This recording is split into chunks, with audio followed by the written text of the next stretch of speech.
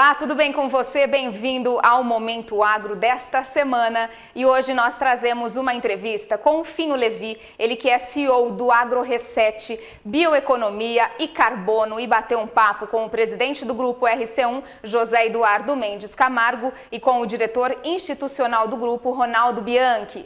E você confere agora esta entrevista. Olá, tudo bem? Gostaria primeiramente de agradecer a presença do nosso amigo Luiz Fernando Levi, conhecido como Finho, né? É uma pessoa muito querida, uma amizade que vem de gerações. Tive o prazer de conhecer seu pai, especialmente seu avô, Herbert Levi, que era uma grande figura. Depois, o pai dele também é o Luiz Fernando Levi, que era da Gazeta Mercantil, e agora o Finho, que está nos dando o prazer de, aqui no portal RC1, no Agro RC1, a gente iniciar a nossa entrevista. Bem-vindo e obrigado. E também preciso aqui registrar a presença do nosso companheiro, o diretor institucional do RC1, Ronaldo Bianchi. Bom, a gente queria falar um pouco sobre esse momento, vamos dizer, dessa parte ambiental, né, que é um tema aí que está sobre, vamos dizer, domínio aí da mídia e a preocupação do mundo, né? Então, eu perguntaria até como um pouco gostaria, primeiro que falasse um pouquinho da sua pessoa e a seguir falando sobre o assunto agroambiental, que inclui bioeconomia, crédito carbono, entre outros, né? Se puder iniciar. Bom dia, Zé Eduardo, bom dia, Ronaldo. É um grande prazer estar aqui conversando com vocês, dando essa entrevista para a RC1. Eu acho que é uma iniciativa super importante de vocês aí, de fazer essa tomada da visão e do ponto de vista do empresário, do produtor rural, né, que ajuda a construir quase 35, 40% do PIB brasileiro e vindo aí do interior. Então, é um prazer estar aqui. Sim, eu tenho orgulho de fazer parte de uma família de empreendedores, né? O meu avô, Herbert Levy, que foi um dos mais longevos deputados federais da Câmara Brasileira, né? Ele e os irmãos começaram empreendendo muito, e o meu avô, ele construiu o Banco da América, né, que foi um banco importante algumas décadas atrás, foi a primeira, depois foi incorporado pelo Itaú. Também meu avô organizou uma série de negócios na área rural, né, com gado, café, reflorestamento. Também ele trouxe para a família o jornal, na verdade, era o jornal Gazeta, o que viria a ser o jornal Gazeta Mercantil, que era um boletim da Bolsa Mercantil e Futuros, chamado Gazeta Mercantil e Comércio e Indústria, né? Isso na década de 30, e também construiu uma carreira política extensa, né, meu avô? Aí veio o meu pai, que pegou a Gazeta Mercantil e transformou de um boletim no maior jornal de economia e negócios do Brasil, além de uma instituição de interlocução do empresariado dentro da sociedade civil organizada em relação aos caminhos estruturais do Brasil, né? E também meu pai pegou a parte agropecuária e desenvolveu bastante também. E agora eu passei muito tempo tanto na área agropecuária quanto no jornal, né? Grande parte da minha vida profissional trabalhei lá na Gazeta Mercantil na área de tecnologia, de marketing, administrativo financeiro. Depois fui para a internet, daí abri um escritório em Londres, depois outro em Portugal, na Gazeta Mercantil International. A gente também tinha atividades nos Estados Unidos, e eu tomei conta dessa área internacional para desenvolver outras iniciativas, né? E depois de um tempo eu comecei a empreender finalmente naquilo que eu queria, misturando a experiência de jornal, de articulação empresarial, com biologia, né? Porque eu sou administrador e biólogo ao mesmo tempo. E daí eu comecei a empreender com os ativos, fazer negócios, startups, tal, na área de empresariar os ativos ambientais e biotecnológicos do Brasil, né? E daí faz 5 anos que eu estou estudando e articulando com parceiros, gente do meio, sobre a questão dos ativos ambientais, né? Que envolve crédito de carbono, CPR verde, CRA verde, outros ativos ambientais financeiros lastreado no patrimônio natural aqui que a gente tem, né? E daí, há 2 anos atrás, surgiu a minha empresa, o Agro Reset, Bioeconomia e Carbono, e hoje nós estamos aqui nos consolidando como players desse mercado, né, de ativos ambientais financeiros, e fazendo projetos, tal, e montamos uma boutique desses ativos ambientais financeiros que tem um foco estratégico dentro desse mercado que é novo, né? Bem específico em relação aos projetos que têm mais fundamento socioambiental, mais qualidade como negócio, em vez de ser um projeto simplesmente lastreado numa floresta aí na Amazônia e tal coisa, né? Então é isso que eu faço e é daí que eu venho, né? Bom, quanto à primeira pergunta, você, você expôs o que você está se propondo a fazer, né? Mas você já definiu, né, o prazo, desde quando você está nesse novo sistema, onde você atua com modelos novos, né? Então, esses modelos, você poderia explicar um pouco, por exemplo, o que é o crédito de carbono, como pode ser usado, né, pelos proprietários rurais? E quais são os modelos de negócio que você está inserido e que possam ser um novo patrimônio, um novo ativo para as propriedades rurais e que, pelo que eu entendi do seu trabalho, é uma coisa inovadora e que vai trazer capitalização para o agronegócio, uma nova capitalização, uma nova fonte de renda. É como se fosse uma nova energia surgindo no horizonte. Não sei se eu estou enganado, mas é isso que eu estou entendendo. E quem pode se beneficiar disso? Pequenos, médios e grandes, e as propriedades que vão poder pleitear, o que elas têm que dar como contrapartida e garantias.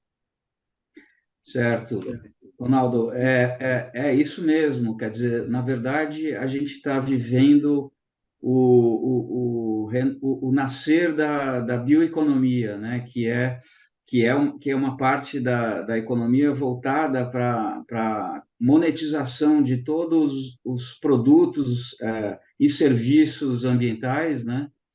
Incorporando isso daí como algo a ser conservado de uma maneira sustentável, mas também que isso gere riqueza, que seja computado, né, como patrimônio, e quando isso for desrespeitado, isso vai ser computado como prejuízo. Então, é uma maneira de contabilizar uma coisa que sempre existiu por trás, por exemplo, do próprio agro, né? Então, quando eu falo bioeconomia, a bioeconomia é um ecossistema de negócios sustentáveis que se baseia nos principais ativos naturais do Brasil, no caso do Brasil, né? E daí, quando eu falo bioeconomia, eu estou pensando nos produtos e serviços da biodiversidade, dos serviços ambientais, mas também da terra, do clima e da água, né? Que são os subsídios também do agro. Então, com isso, com essa visão de bioeconomia, a questão agro fica muito próxima da ambiental. Então, a nossa bioeconomia ela já começou na produção do agro, né, há centenas de anos, e toda a produção que acontece no interior do Brasil, ela já é um começo da bioeconomia. E, na minha visão, essa questão dos ativos ambientais, dos serviços ambientais, ela vem como uma evolução natural do agro, né? Então, para mim, o agro ele está entrando numa fase agroambiental, né? Por exemplo, não entendo a dicotomia entre agro e ambiental que alguns discursos extremistas, de parte a parte, né, acontecem, porque, para mim, a bioeconomia é uma coisa só, né? Tanto o agro quanto a questão florestal e ambiental dependem dos mesmos subsídios, né? Quer dizer, tanto o agro quanto o ambiental tem na água, né, e nos rios voadores da Amazônia como um ativo fundamental para a sua existência, né? Da mesma forma que os dois dependem completamente da polinização das abelhas, né? Então, tem uma série de evidências de que o agro e a bioeconomia ambiental têm os mesmos interesses, têm complementariedade, né? Então, um exemplo dessa bioeconomia é o mercado de ativos ambientais financeiros, como o crédito de carbono, por exemplo. Não é só o crédito de carbono, tem a CPR Verde, tem o CRA Verde. São várias maneiras de você dar valor ao patrimônio natural na forma de um título financeiro que vai para o mercado e daí tem a sua circulação nesse mercado e recebe novo valor agregado, né? Então, isso está se incorporando, são novas variáveis para gerar mais riqueza e mais receita para o pessoal do agro. Então, na verdade, quando você pensa, é um projeto de crédito de carbono numa área de adicionalidade ambiental, ou um projeto de CPR verde na própria reserva legal, que é obrigatória nas fazendas, é uma maneira do fazendeiro ou do proprietário de florestas nativas ou plantadas de enxergar a área de conservação não mais como um ônus, como um passivo, onde você é obrigado a não ter atividade econômica e ainda pagar imposto, o ITR, e não poder usar aquela parte da fazenda. Agora não, agora existe a bioeconomia na parte da reserva legal e na parte de conservação em geral, mesmo que for além da reserva legal, numa adicionalidade, né? Onde você pode gerar receita, mantendo aquela reserva legal como um ecossistema equilibrado, intacto, né? Ou seja, com a floresta de pé.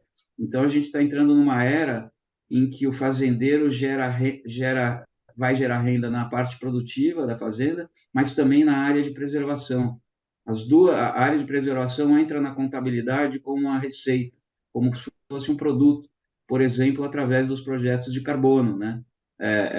Se for reserva legal e você só estiver cumprindo a lei, isso não se caracteriza como uma chamada adicionalidade, uma coisa a mais que você está fazendo e que a lei não pedia, que é o pré-requisito para gerar crédito de carbono. Mas você pode fazer uma CPR verde.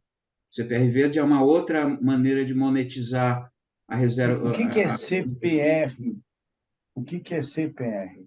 A CPR ela é um título que o produtor rural tem. A CPR tradicional ela é um papel que antecipa o valor da produção futura, que pode ser usada para o financiamento dessa própria safra, dessa própria plantação, ou pode ser usado como um recebível, um título de alavancagem financeira no mercado, né?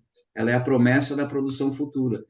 E a CPR Verde, que foi criada já faz alguns anos, mas ninguém sabe direito que dá para usar para isso. Tem alguns projetos acontecendo, inclusive junto com a gente no AgroReset, nossos parceiros especialistas, tem uma empresa parceira nossa que já fez um projeto com o Banco Votorantim de CPR Verde, e ela é a mesma coisa que a CPR tradicional, só que para os ativos ambientais.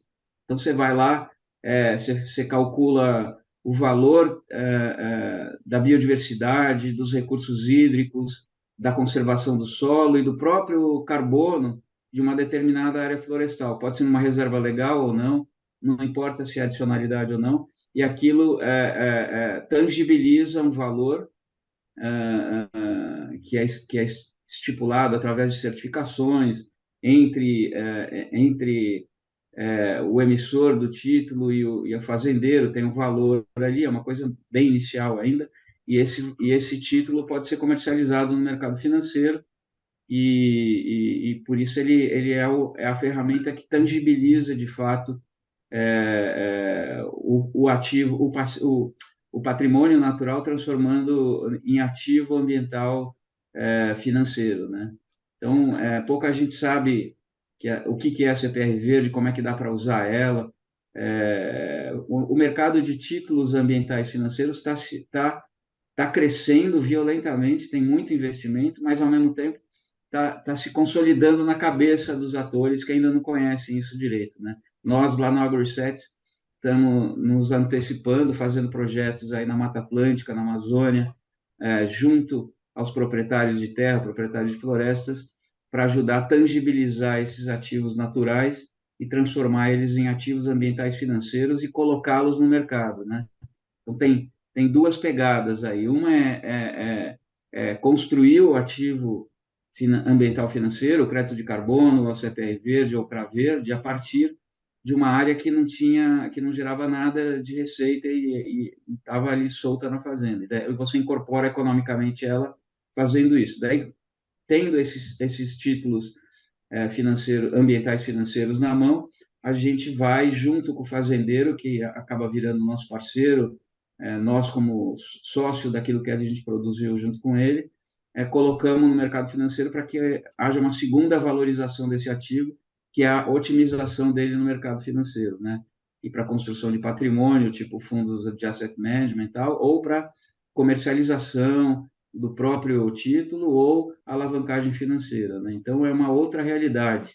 O fazendeiro, o dono de terras, ele entra no mercado patrimonial e de ativos financeiros e, ao mesmo tempo, deixa um legado, né, de socioambiental importante para as atividades dele, para a fazenda, para a família que vai continuar isso e tudo mais. Luiz, deixa eu ver se eu entendi.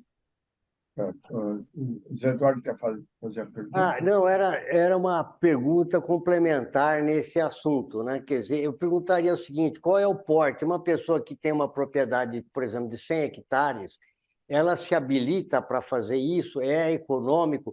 Ou será que tem que formar uma cooperativa para juntar um número de hectares mínimo para se tornar viável esse projeto? Eu estava Zé, tentando pensar com os agricultores da nossa região, como eles uhum, podem se beneficiar, porque tem muitas propriedades pequenas e médias, né? E sim. principalmente esse público. É, É, bem colocado, Zé. Eu acho que, assim, no caso dos projetos de CPR Verde, não importa o tamanho, até uma pequena propriedade, dependendo da qualidade, do inventário, da biodiversidade, dos recursos hídricos e tal, já é o suficiente para emitir esse título financeiro e entrar no mercado, né? A gente opera isso para propriedades que vão de 500 até 50 mil hectares, né? Varia muito. Mas o caso da CPR Verde é muito assim: você escolhe o projeto e, ao mesmo tempo, já escolhe o cliente final. Então, a gente auxilia os nossos parceiros proprietários de terra nesse negócio. No caso do crédito de carbono, realmente o tamanho da área faz diferença na viabilidade do projeto e tudo mais. Mas o que a gente está fazendo também, a gente aqui no AgroSet, a gente tem um diferencial em relação aos outros grupos que estão se organizando aí para carbono, que é, primeiro, que a gente se aproxima muito dos projetos que são sólidos do ponto de vista socioambiental, não necessariamente os maiores projetos, mas os melhores, né?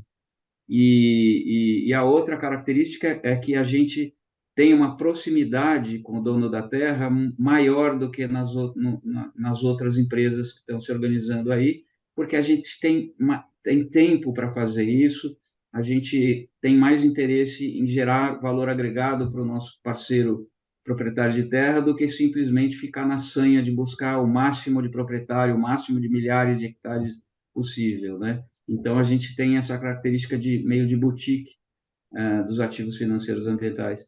E, no caso do carbono, os grandes projetos acabam tendo mais viabilidade, mais retorno relativo, só que o que a gente está fazendo, por exemplo, nessa toada de ter mais cuidado e mais proximidade com o proprietário de terra, que vai ser, afinal, nosso sócio, a gente quer ficar até o fim com eles, até a geração de resultado lá no mercado financeiro, mas também na construção do projeto que transforma uma mata num ativo financeiro, a gente está construindo pools de pequenos e médios, né?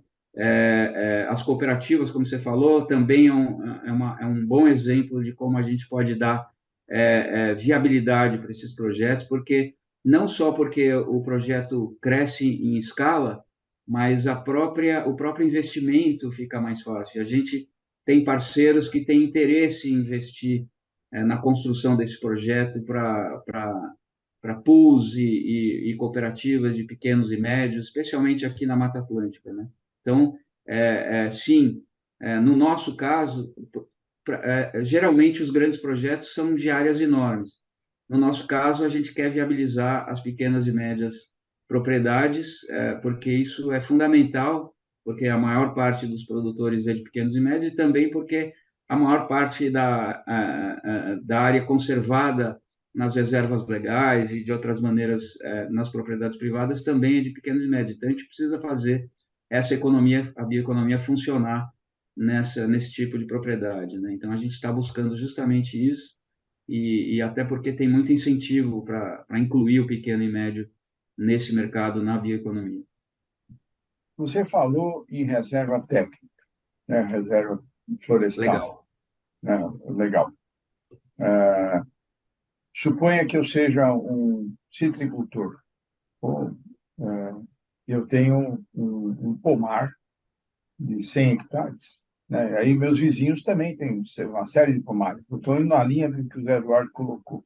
Então, mas para simplificar, para a gente poder entender, eu me comprometo, você faz uma análise, que eu estou entendendo, do potencial do meu pomar, ou da minha reserva legal, e da minha reserva legal, porque deve ser somado, né?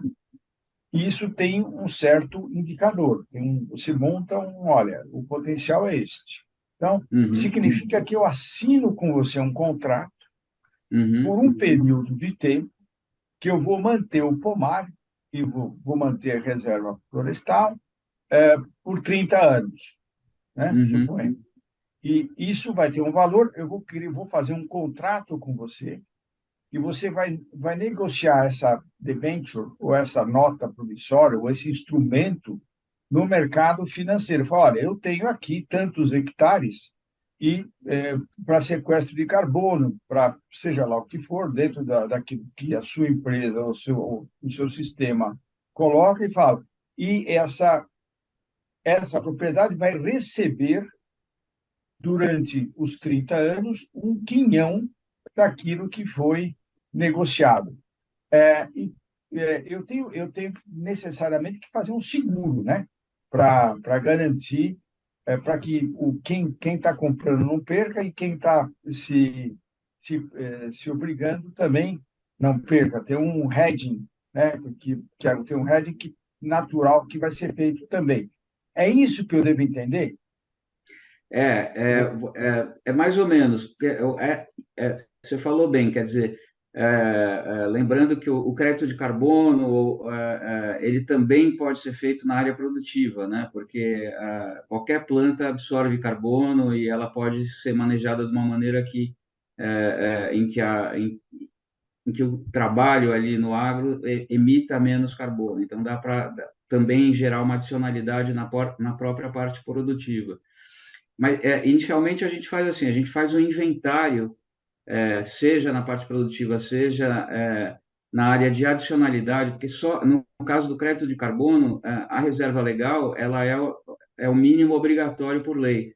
Então, para você poder fazer crédito de carbono numa fazenda, você precisa ter uma adicionalidade, que pode ser, na parte produtiva, você ter um sistema que causa menos impacto do que outras plantações parecidas com a tua, aquilo gera uma adicionalidade. Ou você conservar mais do que a lei obriga na reserva legal. Daí, nesse pedaço, você pode gerar crédito de carbono, né? Ou você tem uma grande área florestal que você pode desmatar, por exemplo, na Mata Atlântica aqui no Sudeste, você pode desmatar 80%. Se você mantém uma propriedade com a floresta em pé ali nos 80%, você tem esses 80% se configuram como adicionalidade, portanto, são elegíveis para você fazer um crédito de carbono, e daí você faz lá, você pede para fazer, o que a gente faz? A gente chega lá, a gente assina um acordo com o proprietário de terra, né, o fazendeiro, o proprietário de floresta, o reflorestamento, e a gente estabelece uma parceria, uma espécie de sociedade. A gente promove um inventário, né, para calcular o potencial de carbono, de absorção de carbono ou de não emissão de carbono dessa adicionalidade florestal da propriedade. Depois a gente gera um relatório com isso. Depois a gente busca uma certificação para registrar reconhecidamente pelo mercado através de uma certificadora reconhecida no mercado, aquele montante que vale aquela área em créditos de carbono, e depois a gente vai para o mercado, né? A gente pode vender esses créditos ou pode usar ele para alavancagem financeira ou construção de patrimônio, tipo fundos de várias maneiras, como o fundo de asset management, né? Então, sim, e eu acho que é uma característica importante que a gente tem aqui no AgroReset Bioeconomia e Carbono, é que como a gente tem uma pegada mais de projetos especiais, projetos que realmente têm um embasamento socioambiental maior, que tem um problema, que não tem problema fundiário, que é raro na Amazônia hoje em dia, né? Para não ter nenhum risco maior do que o normal para esse ativo ambiental financeiro e para o projeto que lastreou ele, né? Então, a gente acompanha de perto, junto com o fazendeiro, nosso parceiro, nosso sócio de resultado ali, né? Desde o começo. Então, a gente faz o inventário, faz a questão, registra o que foi levantado no inventário através de relatório e depois certifica isso, fazendo com que esse valor exista de fato no mercado e no mercado financeiro. Daí a gente circula esse ativo no mercado financeiro de modo que ele ganhe o maior valor possível ali também. Não é só fazer o carbono e tchau, fazendeiro. A gente fica junto até o fim e vira parceiro mesmo, né? Essa que é a ideia do AgroReset Bioeconomia e Carbono, né? Finho, existe um período de permanência mínimo, 10 anos, 20 anos, alguma coisa assim? 10 anos. 10 anos é o mínimo, né? Os projetos ideais são aqueles que você fica 30 anos e, se possível, até mais, porque é uma maneira de garantir que aquela mata que está absorvendo carbono ou não emitindo, ela vai continuar lá, porque também não adianta você fazer 10 anos de projetos de carbono, chega lá o filho do dono e queima aquilo, né? Isso é até uma pergunta que eu posso dizer, por exemplo, quem está no café ou na laranja, ou no caso nosso, na macadâmia, existe um período diferente. Uma árvore de macadâmia pode se pensar nos 30 anos. Talvez a de laranja ou o café seja um período menor, né? Então, essa permanência no mínimo é 10 anos, está certo. Bom,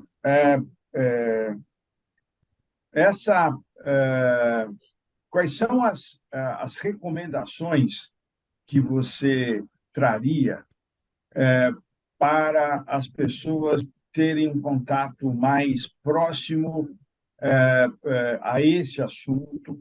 Quais são as referências? O que você está fazendo para divulgar nesses novos horizontes? Porque a gente enxerga ele é complexo em termos de você calcular e fazer esse mapeamento, né? Porque ele é técnico, né? Muito técnico. Uhum. E, ao mesmo tempo, para as pessoas entenderem e se comprometerem a isto, né? Porque tem tantas variáveis, porque você tem um compromisso de propriedade de 30 ou 20 anos, mas nesse meio tempo você pode vender a propriedade, né? Então, quando se você vende a propriedade, essa titularidade, essa obrigação passa para o novo comprador, né? Uhum. Provavelmente. Sim. E deve ter não sei se tem porta de saída. Então, são duas perguntas. A primeira é o seguinte: quais são além dos critérios que você já falou que precisa ter, tudo, etc., como é que as pessoas chegam a esse assunto? A divulgação como é feita? Onde eu procuro? Com quem eu ouço? Com quem eu me assessoro para poder iniciar o processo de compreensão do sistema. Esse que nós estamos fazendo hoje é um início, né? É uma tangibilidade. Nós estamos fazendo um Uhum. tangenciamento de um assunto que é vital. Mas está se organizando um sistema de divulgação desse novo modelo? Essa pergunta é muito importante, Ronaldo, porque tudo isso é muito novo, né?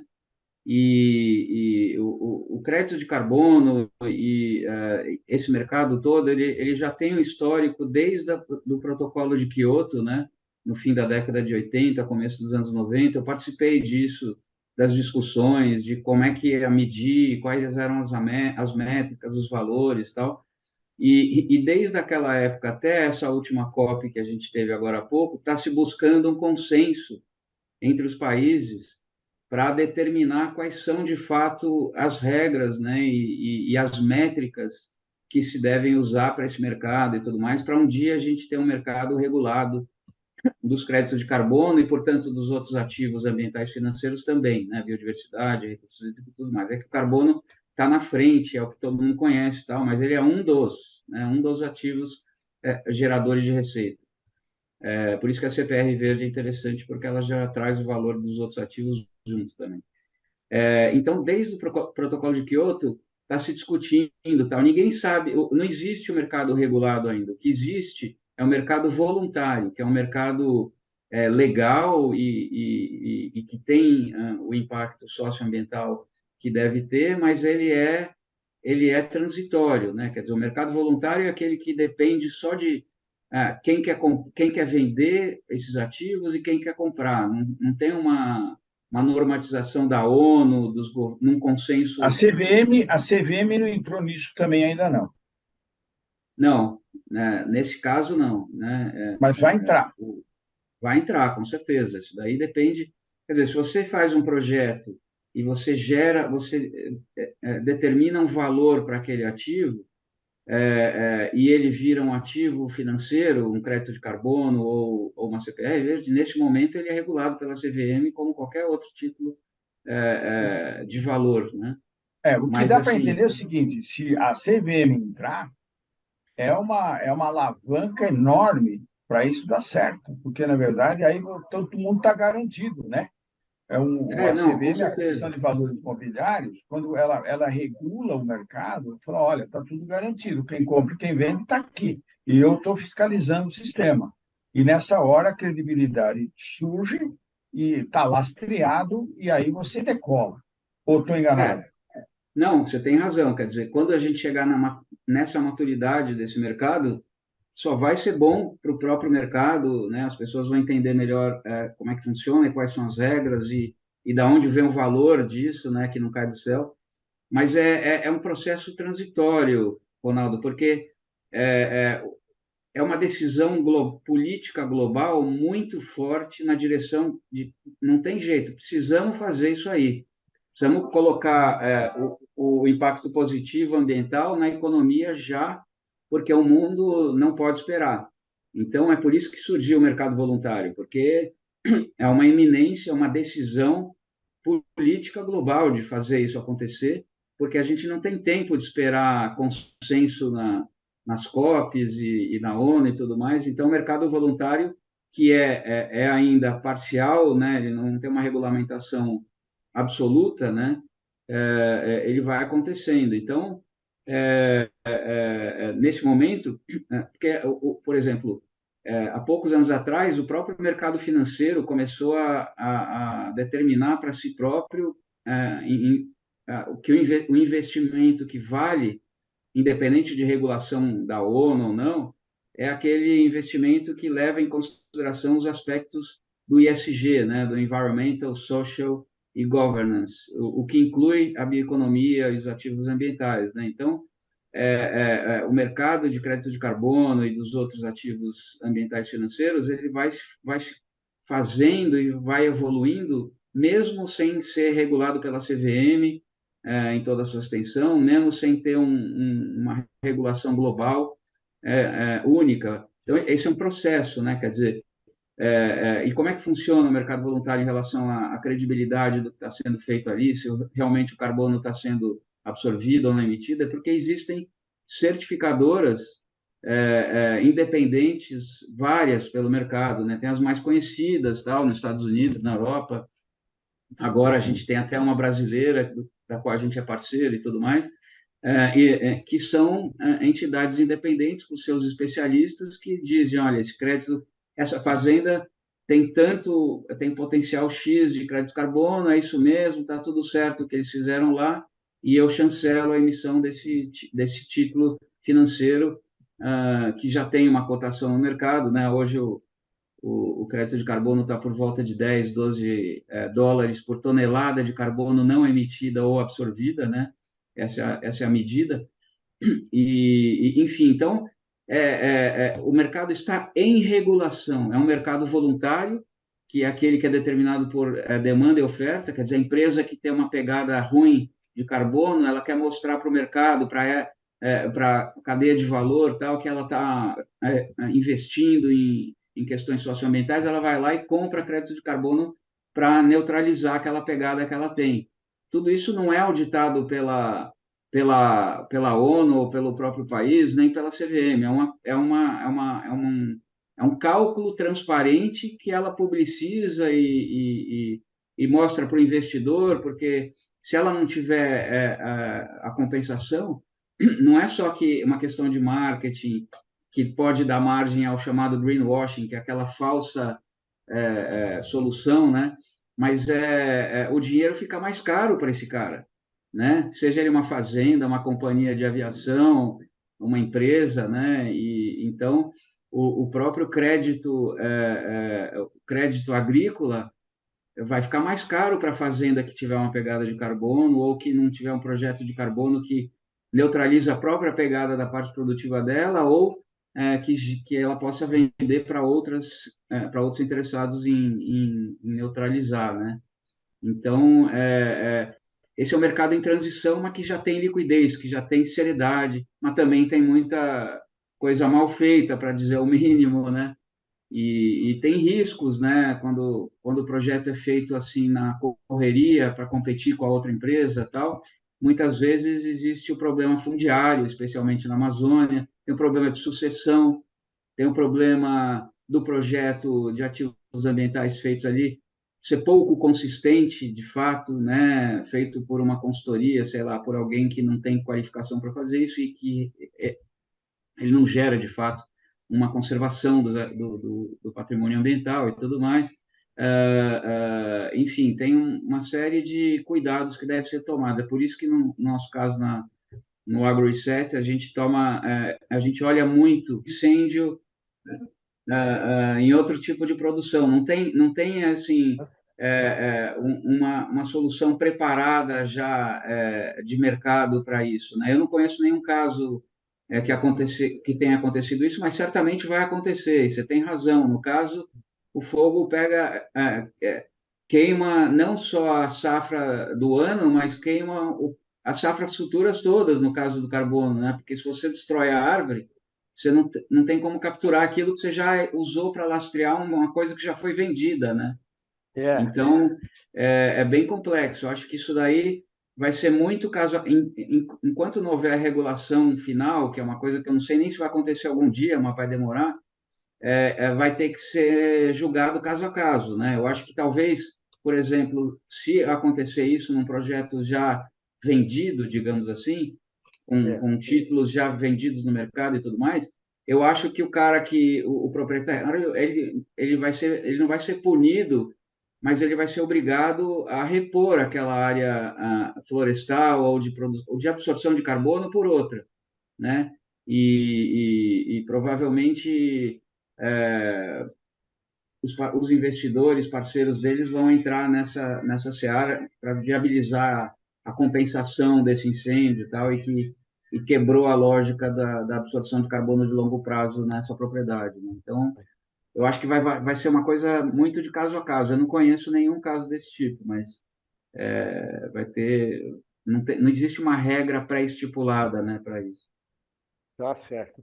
Bom, eu queria, vamos dizer, agradecer aí a participação do nosso amigo Finho aí. Foi muito rica essa apresentação sobre esses temas do carbono, ESG e todas as CPF, todos esses novos instrumentos que estão surgindo, que vão ser fundamentais tanto para o agricultor como para o planeta. Então, agradeço muito a sua participação, Finho, e até breve. Olha, Zé Eduardo, muito obrigado. Eu queria dizer o seguinte: o mais importante dessa história, do ponto de vista do pessoal que trabalha na terra, do pessoal do agro, né, é que essa é uma grande oportunidade para o agro, que tem essa sofisticação toda econômica, institucional, tecnológica no Brasil. É a grande chance do agro mostrar que não é o vilão ambiental, mas muito pelo contrário, ele pode ser o grande impulsionador da bioeconomia, investindo nela e olhando para ela como uma evolução natural dos negócios que ele já tem. Então, a bioeconomia, que vai desde o açaí coletado na floresta ou plantado de maneira sustentável, até os ativos farmacológicos, ou das essências de cosméticos, passando pelo mercado de ativos ambientais financeiros, tudo isso é do agro, né? Quer dizer, é o agro virando bioeconomia. Então, eu acho que o agro tem muito a ganhar com isso daí, e para quem está nas cidades ou fora do Brasil, com isso ele vai entender melhor o papel fundamental que o agro tem no equilíbrio, não só na economia e na segurança alimentar, mas como no equilíbrio do planeta, como eu comecei essa conversa, né? Quer dizer, o agro, nem o agro nem o ambiental são isolados, o agroambiental é uma coisa só. Claro que a gente pode fazer um agro cada vez mais regenerativo, mais sustentável, e provavelmente isso vai acontecer mesmo, até pela demanda do mercado financeiro, mas ele já está com o pé na sustentabilidade. Ele não é inimigo, ele é amigo, e ele tem capital e know-how e força para impulsionar a bioeconomia, em vez da gente polarizar essa questão e o agro tradicional fica de um lado e a vanguarda sustentável fica de outro. Eu acho que é uma grande chance de haver uma sinergia, e daí isso dá uma escala de liderança e de poder relativo do Brasil para essa iniciativa, que é a única coisa compatível com o tamanho do nosso agro, com o tamanho da Amazônia e da nossa biodiversidade. Então, é uma coisa, não é um detalhe, é uma coisa fundamental para o futuro do Brasil e do agroambiental, uma liderança do agronegócio. Bom, ao finalizar aqui a nossa entrevista, né, eu queria agradecer aqui aos nossos ouvintes do portal RC1, novamente ao Finho, e deixar um convite para que venha apresentar para os agricultores aqui do Centro-Oeste paulista a sua vivência, a sua experiência nisso daí. Bom, então até logo, obrigado novamente. Obrigado, Zé. E eu só queria deixar o nosso site aqui para as pessoas entenderem melhor, que é o www.agroreset.com.br. Lá vai ser o nosso ponto de comunicação. E você assistiu a entrevista do Finho Levi, ele que é CEO do AgroReset, Bioeconomia e Carbono, e bateu um papo com o presidente do Grupo RC1, José Eduardo Mendes Camargo, e com o diretor institucional, Ronaldo Bianchi. Os nossos agradecimentos ao Levi, que participou aqui com a gente deste programa, e também aos nossos entrevistadores, que estão todas as semanas trazendo conteúdos novos do agronegócio brasileiro. E eu te encontro no próximo Momento Agro. Um beijo para você e até o próximo programa. Tchau!